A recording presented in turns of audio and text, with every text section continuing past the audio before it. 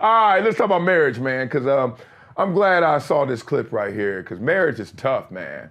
I was just thinking about this. Like, why do people tap out on marriage? Marriage is best. They got it right in the Bible. You find a wife, you found a good thing, brother. I'm telling you, woo! And I love them streets. Oh, I used to love them streets. Oh, God, Lord. My nickname is Dat Dude. I want y'all to just take a breath right now with me. I had professional athletes name me Dat Dude. I was in them streets, y'all. You know what that means? Like, I didn't make up that name. They were like, dog, you that dude. Like, I was out there. It's only because I'm from LA. I'm in LA. I just knew too many levels of people. You know, a lot of guys get famous and then become athletes and then all of a sudden they meet everybody. I knew a lot of them already, right? So I'm like in the soil of fame. Like, I'm just from this. Like, this ain't nothing. This is like, dog, yeah, that's my homie. Oh, what's up, Wiley? Oh, that dude. Like, because I know all of these cats. Like I was saying, but like the Kendrick beef. Oh, really? Top. What up? Like, you know what I mean? So I don't take it for granted either. I'm thankful. I'm glad I know all these cats from Hello. But the thing about it is, them streets, you know what it is. I mean, it's a cul-de-sac. Like, you just know it's gonna end. It's just, you gotta turn around. You can't live in those streets. But some cats believe they'd rather have a passport than a marriage certificate.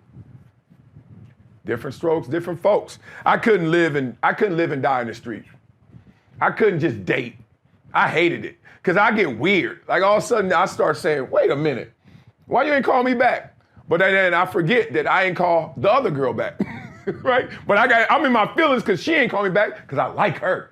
I don't really like her, so I ain't gonna call her back, but then she in her feelings, because I ain't call her back. And I used to feel that, like, just like your energy everywhere, and then you get text, and you got, who saw you? And I'm telling the truth to everybody. It's still just like, come on, man. I hate dating. Then your boys wanna hang out all the time. You going to bed at 3:30, 4 in the morning. Oh, let's rinse and repeat, do it again. No. Marriage ain't that. Marriage is go to bed at 9 p.m.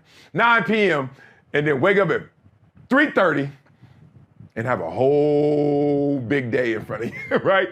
And a lot of energy and stuff. I just like marriage. I like marriage more than single, even though single was fun. But let's talk about how difficult marriage can be. Michelle Obama was talking about this, and I want y'all to hear this clip, and then we're gonna chop up some wood. Let's go. People quit on marriage over things that are just a part of the commitment. Yes. We've been married for 30 years. I know. You know, if I fell out with him for 10 and we had great 20 years, I'd take those odds anytime. But we glamorize marriage. And in this day and age, marriage is more about the dress and the dresses. Yes. And the proposal and the honeymoon and all the stuff around it. And young people aren't ready for the real of marriage. So I think, once again, it's incumbent upon us, people who have had successful marriages, to be really honest about the fact that making a commitment to be with someone means you compromise, and compromise ain't always fun. That part. She said it. I mean, it's a real simple answer, but obviously complex in understanding it. Marriage is a commitment. Now think about, what things in your life are you really committed to? I always look at commitment as simple as from playing sports. Commitment means I'm not gonna quit. Commitment doesn't mean it's gonna be perfect. Commitment doesn't mean it's gonna be great. Like, I've been on bad teams. I was on an 0-10 team. We lost every single game. And retroactively, they gave us one win because they had an inactive player. But on the field, we lost every single game. But I was committed, went to every practice, played in every game. We didn't even have enough players to go on both ways in practice. We had 17 players. In football, you can't even go 11 on 11. And that's why we lost every game. We couldn't even practice right. Committed. That was my senior year in high school. Wouldn't have went to Columbia. Wouldn't have made it to the NFL if you don't finish your senior year of high school, right? Committed. Was it pretty? Hell no. Down 53-0, one game at half against Sarah? Hell no, it wasn't fresh. And I'm from Compton. I'm down the street from where I'm from. Everybody there, and I'm down 53 donut, and I'm supposed to be getting recruited to big schools? Committed. In a marriage, this is why marriage is so hard first, before we even talk about what commitment really looks like. This is why it's so hard, and people don't get it. When you're hungry, when you're tired, when you're angry, you're with your wife, you're with your husband. They get you at your lowest lows, and then they got to pick you up. And all that energy it takes is in that relationship. This person is exchanging every level of your life, whether you open up and tell them or not.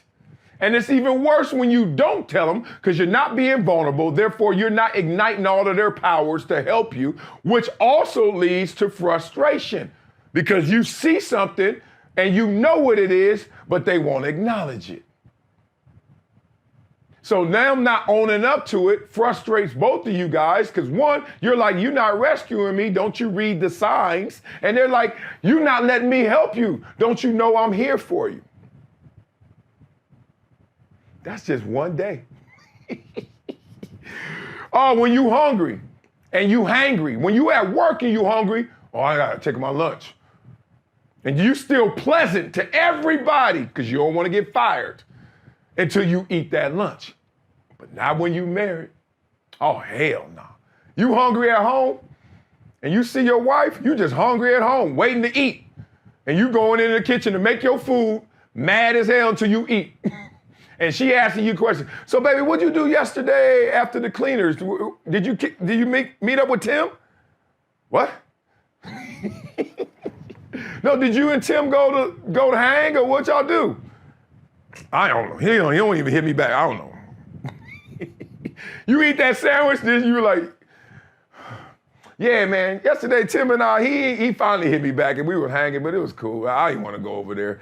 Shoot, I was like, man, I ain't golfing no more this week, man. I'm eating up my, now you go all in, when you're tired, when everybody at work putting stuff on your desk, telling you to do all this and they ain't gonna acknowledge it, they ain't gonna give you credit, you ain't getting no promotion off it, it's just what you're supposed to do. Then you come home and you pissed off at everybody at work because you're like, these suckers using me up.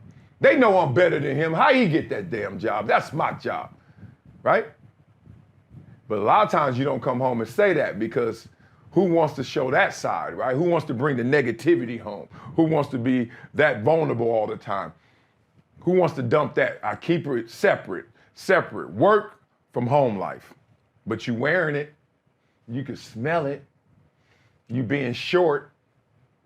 Marriage is tough, man, because it's the place where you harbor all of your feelings, good, bad, and ugly. And you ever notice that? It's good, not great, good, then it's bad, yeah, bad, and then ugly. Damn, you got two levels of bad and only one of good, right? I tell you guys all the time, man, this is what I learned. We are born failures. We are. People don't understand that. Like, success is an anomaly. Success is extraordinary. That's why to be successful in anything, you got to condition yourself. You got to get in successful shape. Whether it's football, basketball, academics, you know how hard it is to be smart. Not to be born smart, like, oh, I got a higher capacity than you. You got to apply yourself. Not a single solitary soul has ever been born and knows what 1 + 1 is. Not, how many billions of people have been born? 20, 40? And not one ever knew 1 + 1 was 2 until somebody taught them. And then when you teach them that, they want to learn more. And that's who we are. So to be successful, you gotta learn how to be successful. Just like in the marriage. For it to be successful, forget this, oh, I love her and she love me, we good. That's like going to play sports on natural talent. Good luck with that. That ain't gonna last long. You better learn. You gotta learn how to have a successful marriage. I'm still learning, I can't lie. I think we all are. Shoot, let's be real about that. But I have learned a lot. I got a master's in this stuff. I'm going for my PhD because I learned when I am the antagonist. I'm the one instigating. I'm the one messing this moment up. My wife says when I get upset, the thing is I want to teach a lesson. Like that. She's like, nobody needs your lesson. It was just either I was wrong or you were wrong. That's it. We get it. Nobody needs the extra. You're always putting syrup on it. Yeah, you're right. Because I grew up having to learn lessons. My dad is like that. What was the reason we did that? You know, like he wanted to know why. My mama like, what? My mama's like, what? And my dad's like, why? So I'm always doing the what and the why. But in a marriage, just know, like, I hate when I see people get divorced because I know they ain't going nowhere better. I just know it. Like, even if you get a new wife, and some of them, my boy got a girl right now, I'm like, ooh, I hope you marry her. She fresh. Your ex-wife was fresh. They look different. They different. That's the only difference. I'm like, and she may act different, but I'm talking about a cumulative score of value to you, to y'all. It's the same. Like, cause you ain't gonna take less. You already been married. And you already know what you want. So you already got what you wanted and you were there for a long time, but then y'all tapped out. Affects the life, the kids, etc. But then you're gonna try and get back on that horse.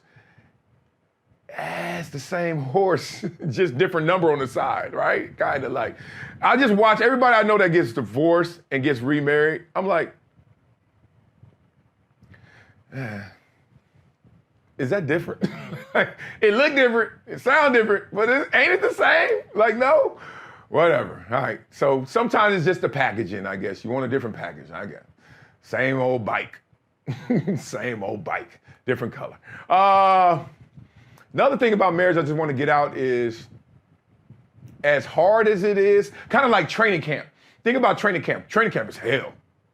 Training camp, if you got to go to training camp the next year, you retire that year. You'd be like, nope, I'm done. I ain't playing no more ball.